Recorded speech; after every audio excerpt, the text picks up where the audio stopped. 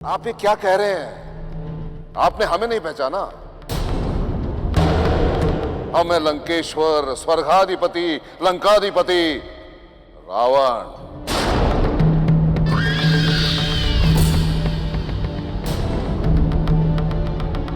किंतु यहां कहां है?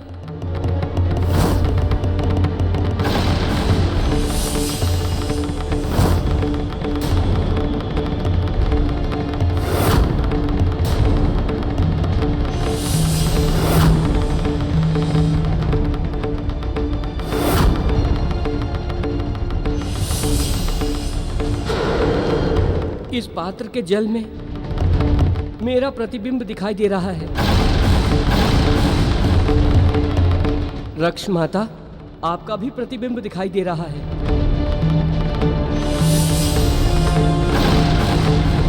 किंतु महाराज रावण, आप क्यों नहीं दिखाई दे रहे हैं?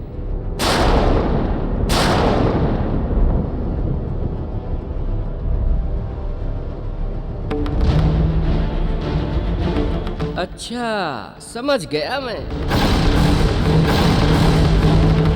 ये माया तो रक्ष माता आपकी ही रची हुई लगती है।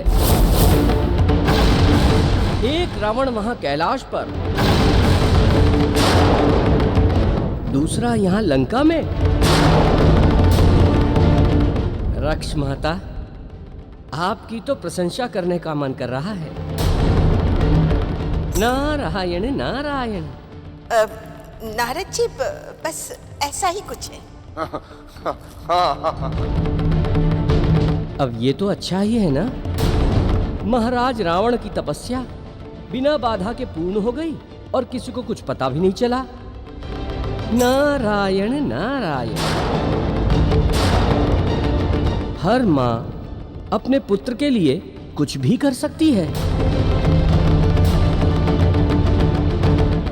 ना रक्ष माता? आप सत्य कह रहे हैं देवर्षि। किंतु एक बात मुझे गड़बड़ लग रही है। क्या क्या क्या क्या गड़बड़ है? वो ये रक्ष माता कि देवी मंदोदरी एक पतिव्रता स्त्री है। वो इस स्थिति में अपना पतिव्रता धर्म कैसे निभा रही होगी? अब ये बात तो मुझे देवी मंदोदरी से पूछनी ही होगी। नारायण नारायण। नारद मुनि, नारद मुनि।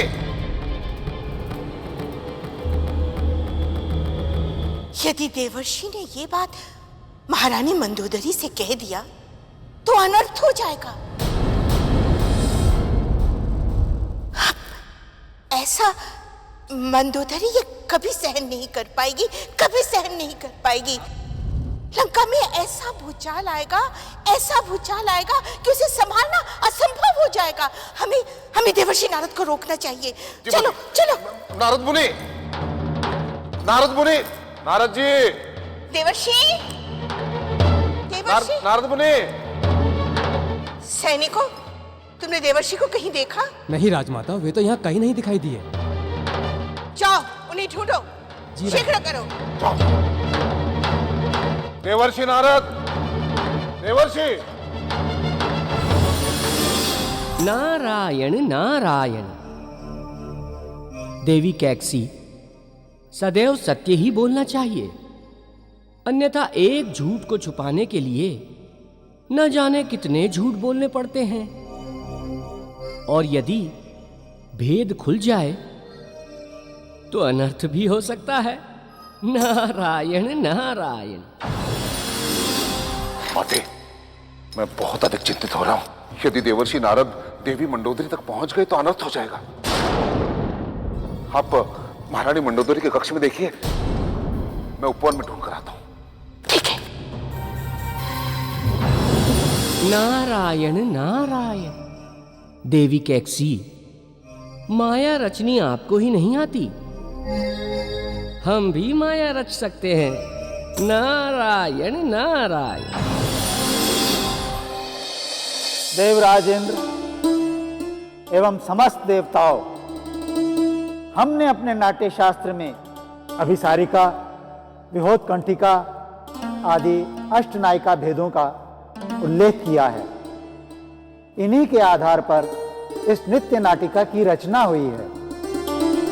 देवों, रस और भाव के आधार पर इन नायिकाओं को आज आपके समक्ष अपने अभिनय से देवी घृताची प्रस्तुत करेंगी।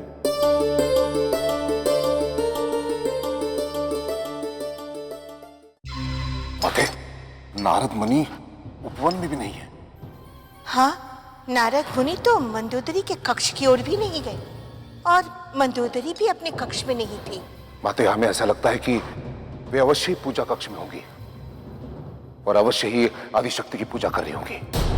हाँ, ऐसा हो सकता है कि नारद मुनि मंदोदरी के पास जाए और उसे सब कुछ बता दे। उससे पहले ही हमें वहां पहुंचना होगा। शीघ्र चलो, शीघ्र। प्रस्तुत है नायिकाओं के भेद, श्रृंगार, वियोग आदि 9 रसों के माध्यम से।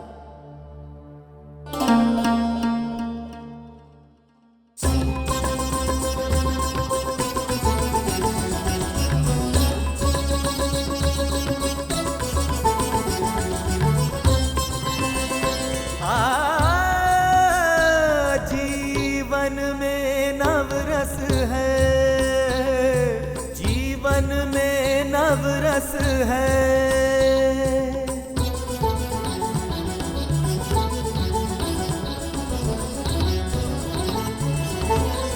हास्य करुण श्रृंगार वीर रस, हास्य करुण श्रृंगार वीर रस, विभत्स रौद्र आश्चर्य, शांत भयानक रस नव रस है, शांत भयानक रस नव रस है, सुंदर सुखद सरस है, जीवन में नव रस है, जीवन में नव रस है।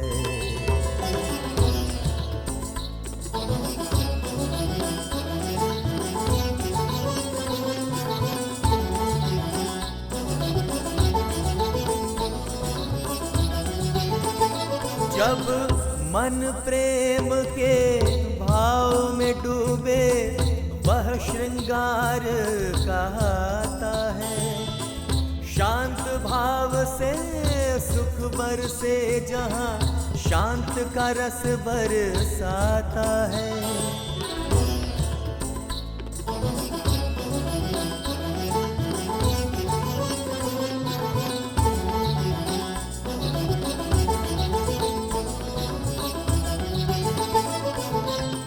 करुण भाव के रस उपजाता, हृदय दुखी जब होता है, नैनों से आंसू बहते हैं, वह करुणा बरसाता है। आहा हा हा हा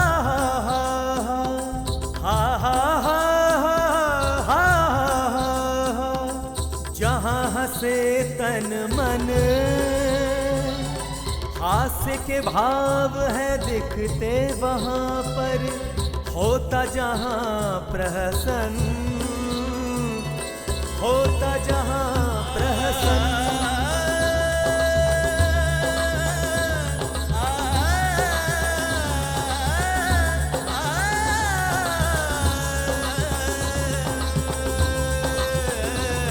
आश्चर्य से देखें तो अद्भुत रस लगता है बरसने, घृणा भाव से देखें तो विभत्स लगे सब दिखने, वीर वीरता के रस में वीरांगना बन जाती है, रौद्र के रस में क्रुद्ध विरुद्ध व दुर्गा बन जाती है, दुर्गा बन जाती है, दुर्गा बन जाती है। भयानक रस की उत्पत्ति हो बने भयंकर कालिका,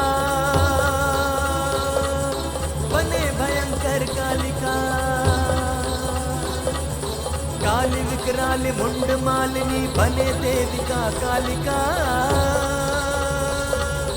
बने देविका कालिका, बने देविका देविका कालिका, बने देविका कालिका, बने देविका कालिका।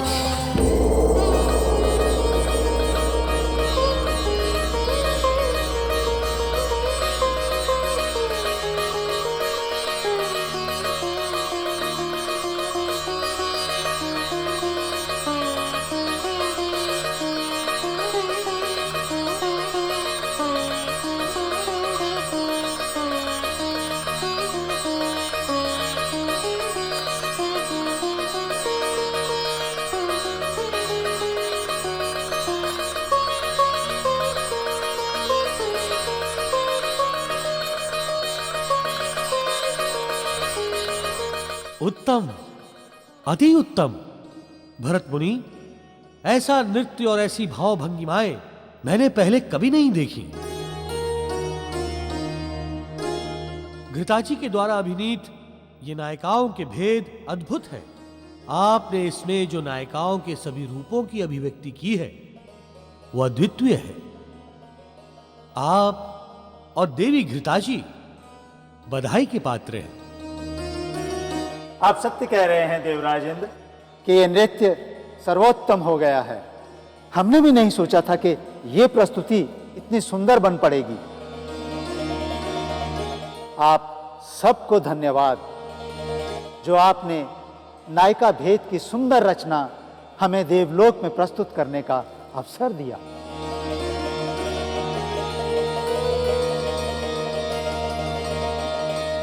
आद्यांतरहिते देवी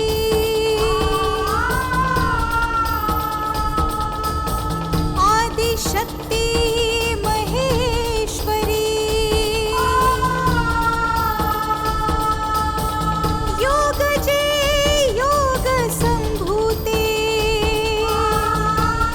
मंदोदरी, कहाँ हो तुम? देवी नमोस्तुते।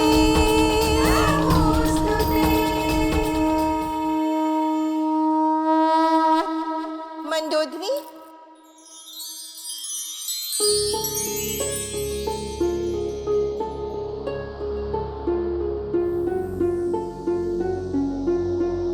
क्या बात है माता? आप और स्वामी एकाएक यहाँ?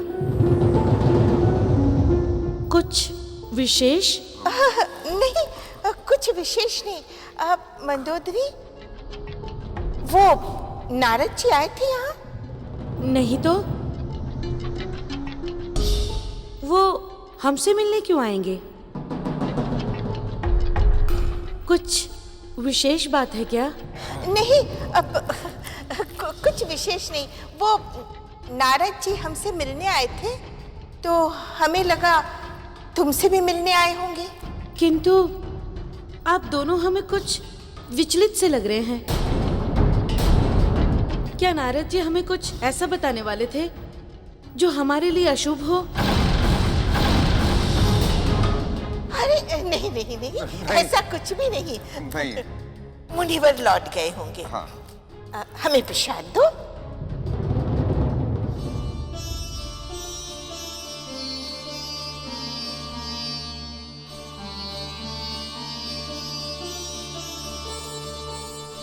नारायण नारायण।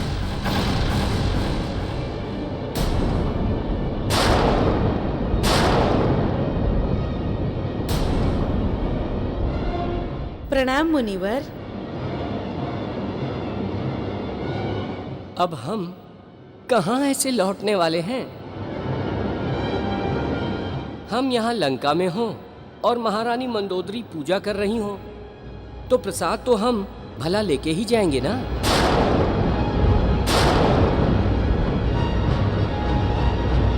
देवी माता का प्रसाद जो है।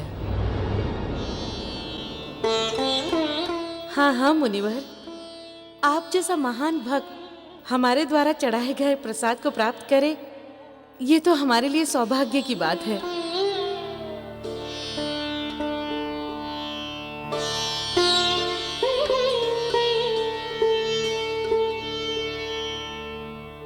देवी, सौभाग्य तो मेरा है जो आप जैसी पतिव्रता स्त्री के हाथों से प्रसाद ग्रहण कर रहा हूं। देवी मंदोदरी, हम यहाँ आपसे ही मिलने के लिए आए हैं। हम यहाँ आपसे ही मिलने के लिए आए हैं।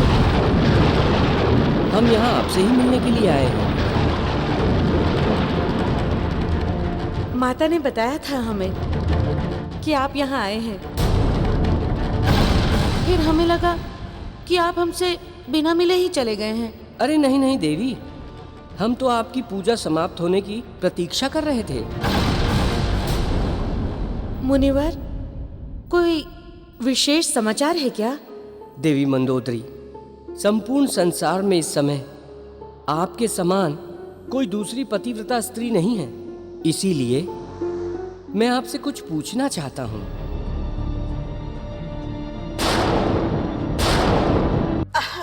देवर्षि, आप हमसे पूछिए, हम आपको उत्तर देंगे। आइए। ना ना ना, नारायण नारायण, ये तो हम देवी मंदोदरी से ही पूछेंगे। हाँ हाँ, पूछिए ना, क्या बात है? देवी मंदोदरी, यदि कभी आपको अपने पति की महत्वाकांक्षा को पूर्ण करने के लिए कोई ऐसा कार्य करना पड़े जिससे आपके पतिव्रत धर्म पर आंच आए, तो क्या आप वो करेंगी?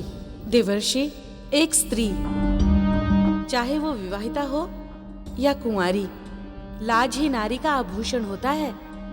इसलिए हमें तो क्या, हर नारी को अपने पतिव्रत धर्म का पालन अवश्य करना चाहिए। किंतु देवी, यदि पति ही कुछ ऐसा कार्य कर दे जिससे जाने अनजाने में पत्नी के पतिव्रत धर्म पर ही संकट आ जाए, तब?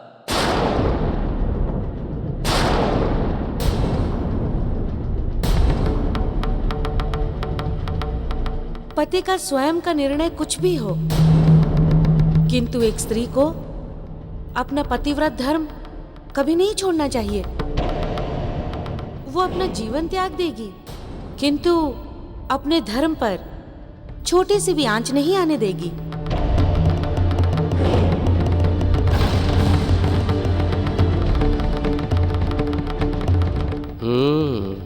ये तो सिद्ध हो गया है कि माता और पुत्र ने जो माया रची है वो इतनी गोपनीय है कि उसका पता मंदोदरी तक को नहीं है।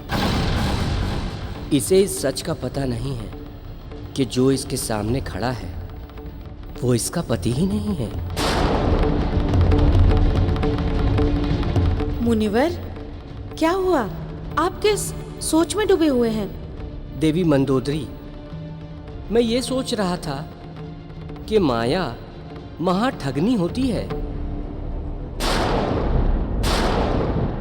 इसीलिए आप अपने पतिव्रत धर्म पर अडिग रहिएगा,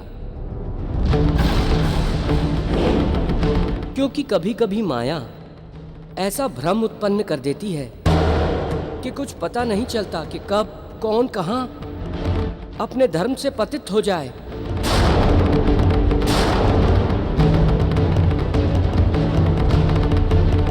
क्यों रक्ष माता कैक्सी, मैं सत्य कह रहा हूं ना?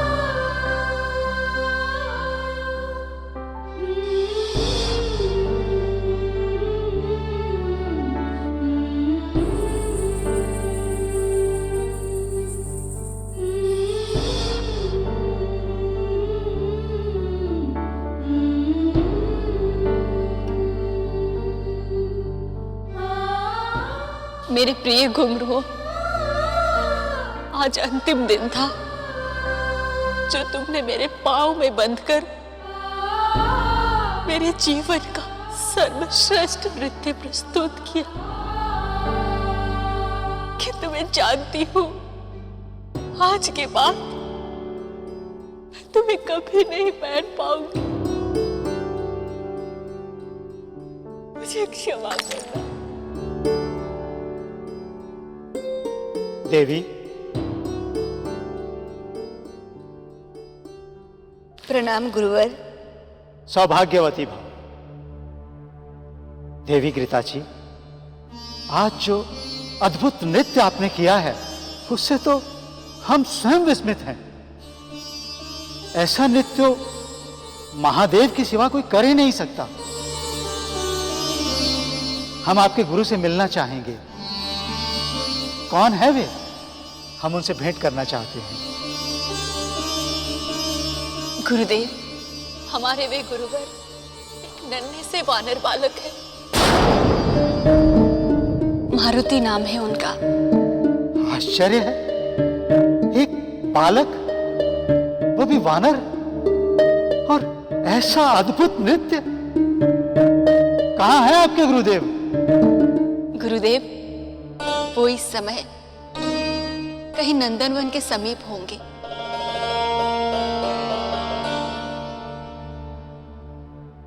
बहुत दिन हो गए हमें यहाँ आए हुए। अब तो माँ की याद सता रही है। लगता है स्वर्ग का सुख भी माँ पिता के प्रेम के समक्ष व्यर्थ है।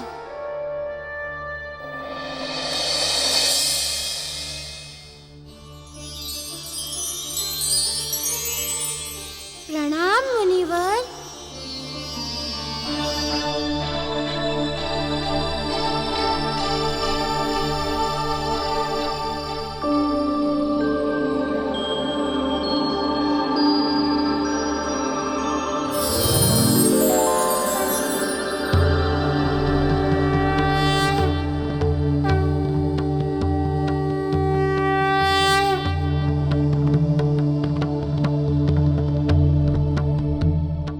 प्रभु,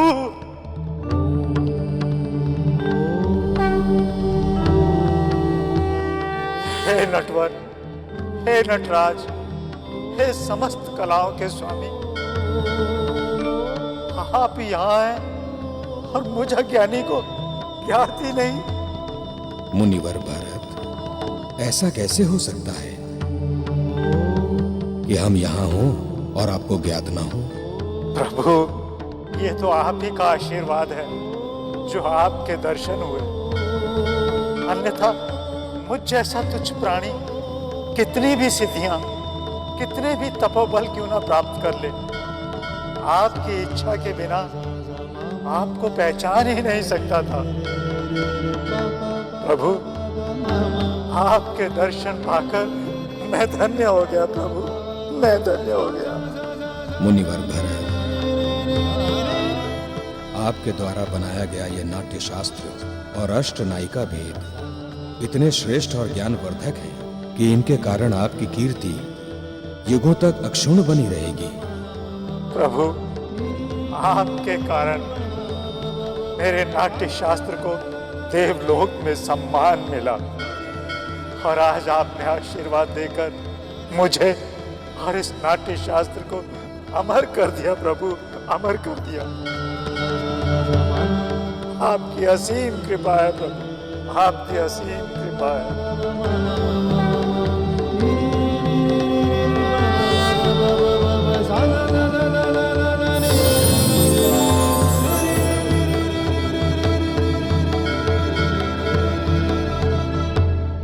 प्रभु, आप इस रूप में यहाँ? मुनिवर, सृष्टि में कभी कभी ऐसी कठिन स्थितियाँ उत्पन्न हो जाती हैं, जिन्हें संभालने के लिए हमें भी पृथ्वी पर अवतार लेना पड़ता है।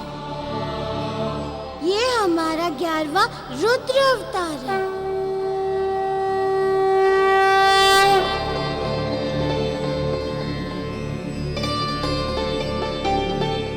प्रणाम गुरुवर। गुरुवर, यही है हमारे गुरुदेव मारुति। इन्होंने ही हमें नृत्य सिखाया है।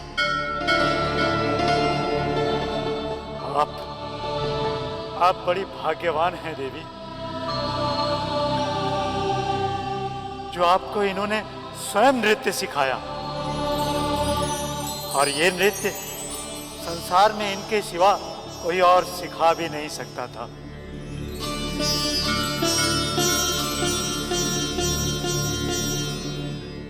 सत्य है गुरुदेव, ये तो मेरे भाग्य से ही पृथ्वी लोक से यहाँ स्वर्ग लोक में आए हैं।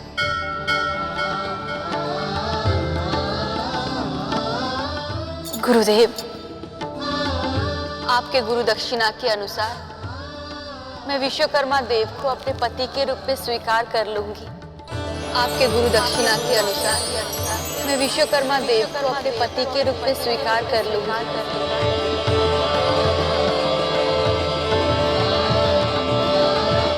प्रभु, आपने विचित्र लीला रचकर जो गुरु दक्षिणा मांगी है, उसमें तो देवी घृताची का कल्याण ही निहित है। आप धन्य हैं प्रभु, आप धन्य हैं।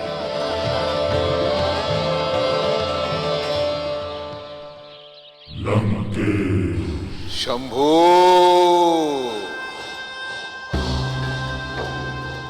आज का ये सूर्योदय हमारे जीवन के अंधकार को सदा सदा के लिए समाप्त कर देगा।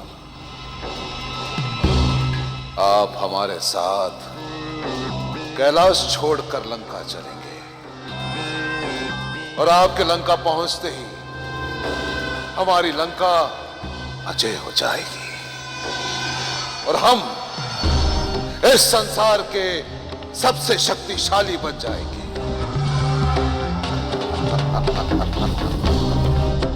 शंभू, और उसके पश्चात आप स्वयं हमें उस मारुति की सत्यता बताएंगे। शंभू!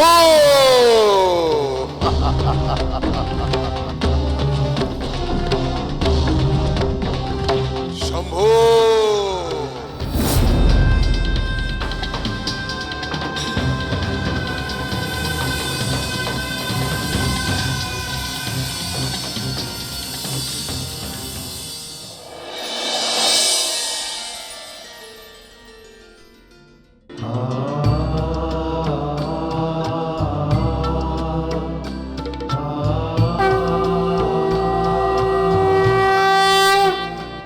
प्रभु,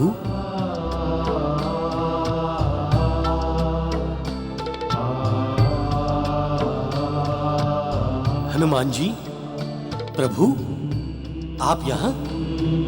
आप इतने दिनों से हमारे इंद्रलोक में हैं, किंतु अपने भक्तों की सुधि आपने आज ली प्रभु। देवराज, हमने तो आपको बताया ही था कि हम एक विशेष कार्य से यहाँ आए हैं। कार्य लगभग पूर्ण हो चुका है, तो हमने सोचा कि आप सबसे भी भेंट हो जाए। अहो भाग्य हमारे प्रभु, जो आप यहाँ पधारे। आपका दर्शन पाकर तो हम धन्य हो गए। प्रभु, हमें आज्ञा दें, हम आपकी क्या सेवा करें?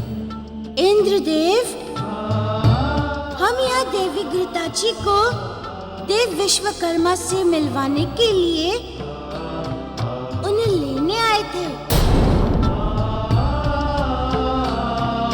चूंकि देवलोक के स्वामी आप हैं, इसलिए उन्हें यहाँ से ले जाने से पहले हमें आपकी अनुमति की आवश्यकता है। ये आप क्या कह रहे हैं प्रभु? मैं तो मात्र देवलोक का ही अधिपति हूँ, किंतु प्रभु आप तो समस्त ब्रह्मांड के स्वामी हैं। आपको किसी की अनुमति की क्या आवश्यकता? देवेंद्र, सृष्टि के नियम से आप हम सब बंधे हुए हैं,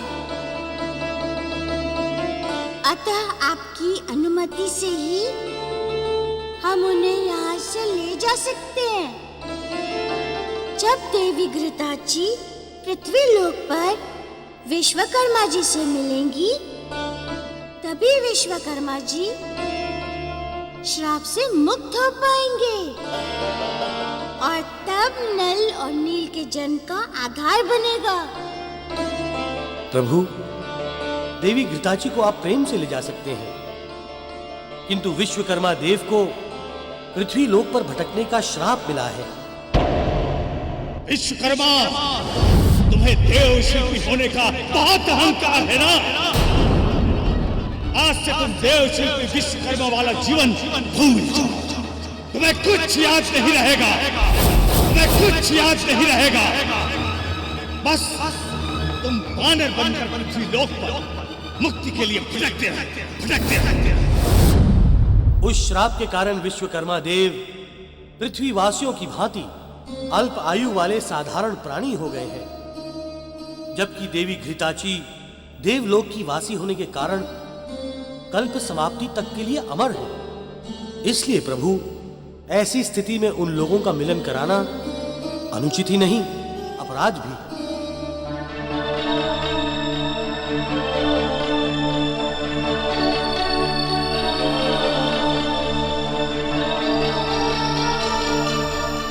ये तो विकट स्थिति उत्पन्न हो गई है। इस विषय में तो पहले मैंने सोचा ही नहीं। आपके द्वारा कोई कार्य अनुचित ना रह जाए और भविष्य में कोई आपको दोषी ना समझे, इसलिए मैंने ये सब कुछ आपको बताया। एक अमर और मरणशील का मिलन ना ही कराया जाए तो ही उचित है प्रभु।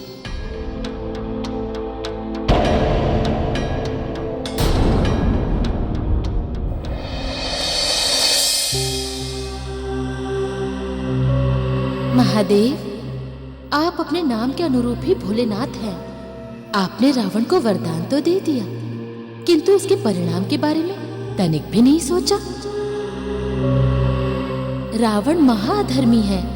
वो आपकी भक्ति मात्र इसलिए करता है ताकि वो आपसे शक्ति और समृद्धि का वरदान पा सके। देवी, ये तो विधि का विधान है। जो भी तपस्या करता है उसे फल अवश्य मिलता है। रावण ने तो घोर तपस्या की है। उसके जैसे तपस्वी को मनचाहा वरदान पाने का अधिकार है। भगवान को अपने भक्त की इच्छा पूरी करनी ही होती है।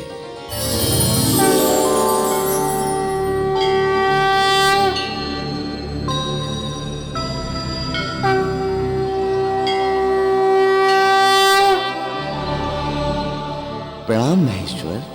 प्रणाम श्रीहरि। प्रणाम महेश्वरी। प्रणाम श्रीहरि।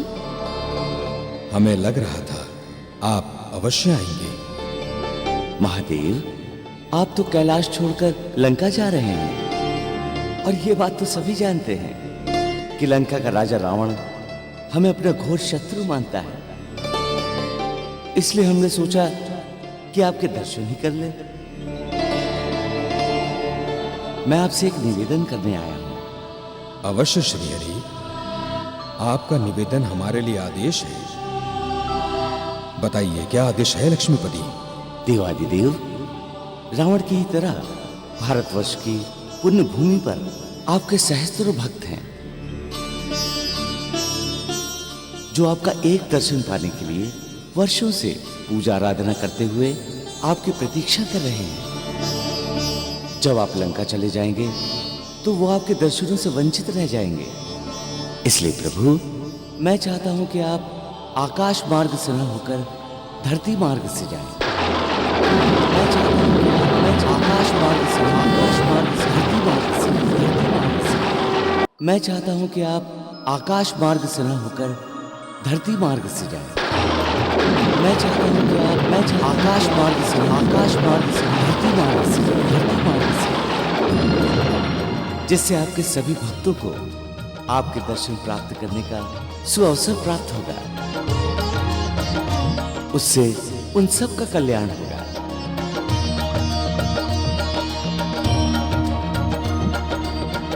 ठीक है जगदीश्वर, हम उन भक्तों की इच्छा और आपके निवेदन के अनुसार पृथ्वी मार्ग से ही लंका जाएंगे।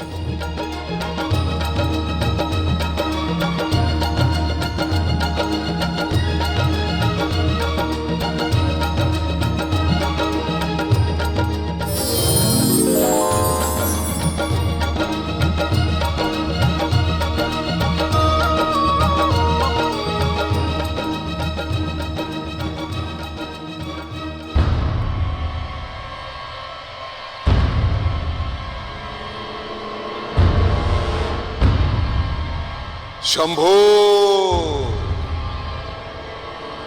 शंभो।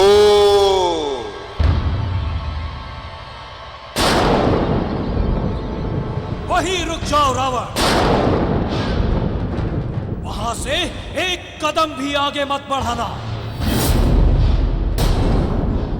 देखो नंदी, तुमने वर्षों से महादेव की सेवा की है और यह अवसर हमें पहली बार मिला है, और महादेव ने स्वयं हमें वरदान दिया है। इसलिए हम महादेव को लंका ले जाने के लिए आए हैं। ले जाने के लिए आए हैं। ले जाने दो हमें।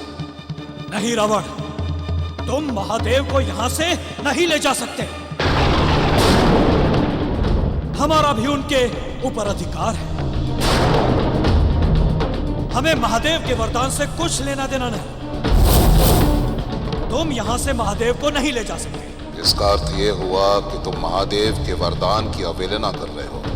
महादेव का वरदान महादेव ही जाने, किंतु ये कैलाश धाम उनका शाश्वत निवास स्थान है।